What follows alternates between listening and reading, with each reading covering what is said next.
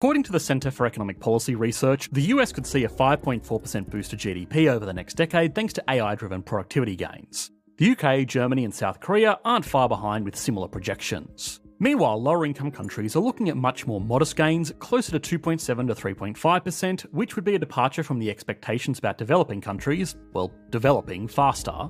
The Philippines is a good example. For years, it's been one of the world's premier destinations for business process outsourcing, a $37 billion industry that includes customer service, billing, transcription, and tech support. The tech sector employs more than 1.3 million people and contributes over 7% of the country's total GDP. But here's the economic nightmare scenario. Most of these jobs are exactly the kind of repetitive, text-based tasks that large language models like ChatGPT are rapidly learning to automate. Jobs in the Philippines are at high risk of being replaced by AI, and it's already happening.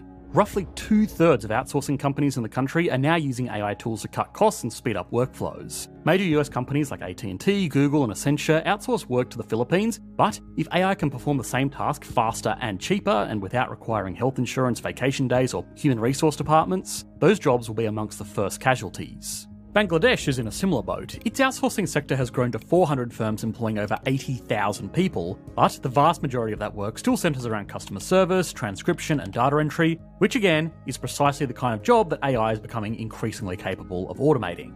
If AI can deliver the same quality of work at a better speed for significantly less money, there's simply no compelling economic reason to continue outsourcing.